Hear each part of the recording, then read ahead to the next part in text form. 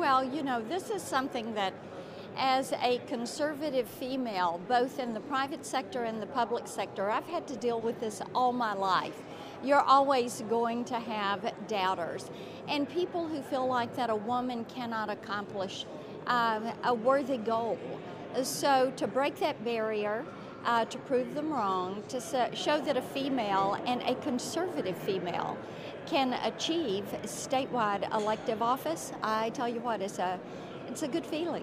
It wasn't just the regular list of maybe doubters and haters. There was one very high profile doubter, maybe one of the most famous people in the entire world, in Taylor Swift, that came out strongly against you. What was your reaction to that, and to kind of prove her wrong as well? Well, I said Taylor should shake it off. And that's pretty much what I did. It really didn't matter. Do you have a message for her now that after you were able to say it? I think that probably knowing some of the people that she knows, and many of those have been incredibly supportive of my efforts and were very supportive of my campaign, I think probably now she realizes that I have been a leader in helping to establish domestic abuse centers, that I've been a leader in fighting sex trafficking and human trafficking. I've been a leader in fighting for the intellectual property rights of songwriters and worked 7 years on constructing the Music Modernization Act, the MMA, that recently was signed into law and has been instrumental in how musicians and songwriters are paid for their works. I've been a leader in fighting against piracy and fighting China on intellectual property protections. So there's some room to mend some fences there. I would hope that she would reach out at some point. You touched on this a little bit, but you're the first female senator elected from the state of Tennessee. I know in your campaign that wasn't something that you kind of staked your claim on, but it is historic. Yes, indeed it is. 1920, Tennessee played the pivotal role in passage of the 19th Amendment, the Susan B. Anthony Amendment that gave women the right to vote. And now in 2019, the state has crossed over, breaking that barrier and electing a female to the U.S. Senate.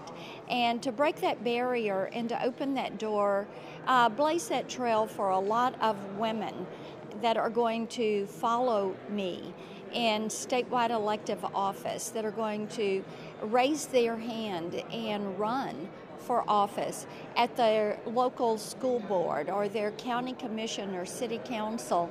I hope that this year serves as a source of encouragement for women to take those leadership skills they've developed in the for-profit or not-for-profit world and put those skills to work in the public sector. Come in at a time of split government when the government is shut down. How are you going to find a way through the next couple of weeks to open the government? My hope is that the Democrats will go to the table and negotiate with the president. He has an offer on the table. The Republican-led House passed a funding measure, sent it to the Senate. All of that is out there. It is ready for a counteroffer from the Democrats. And I think that many Tennesseans that have reached out to me over the last couple of days have been incredibly disappointed with the posture and the comments of Leader Pelosi that there would be no money for border security, when that is one of the top issues for Americans. And look at what just happened in California. And people are saying sanctuary cities, and allowing those to continue emboldens those who would come here and for less than worthy causes. Well, Republicans want Democrats to give something on the border wall issue. What is it that you as a Republican are willing to give to Democrats? We've already said, let's work with the dreamers. Let's find some way for legalization. So if someone is a dreamer and your issue is not being resolved, you need to be blaming Pelosi and the Democrats because they're not taking that offer. So if I were someone with dreamers in my family, I would be very frustrated with the Democrat leadership right now. As you're well aware, that's an issue that strikes a chord with some of the conservative movement. Let me tell you, this is something that the House has passed. They've agreed. It's something that they were willing to work toward, and I just think it is really unfortunate that Nancy Pelosi has chosen not to work on that issue. Let's look past this. Eventually, we think this will probably get resolved. Yeah. You're still going to be in a situation of split government. Do you think that there's going to be a way to find compromise with Democrats to work on the big issues that you're concerned about, technology, infrastructure, broadband? Oh, sure. Yeah, absolutely. And bear in mind, as chairman of the Comms and Tech Subcommittee, everything I did on a bipartisan basis. And I have very good relationships with the Democrats in both the House and the Senate on these issues, and have worked on these broadband expansion, enabling innovation, utilization of technology, all of those issues in a bipartisan manner, and I will continue to lead on those issues. I was talking to my stations back in Tennessee, asking them, what should I be talking to Senator Blackburn?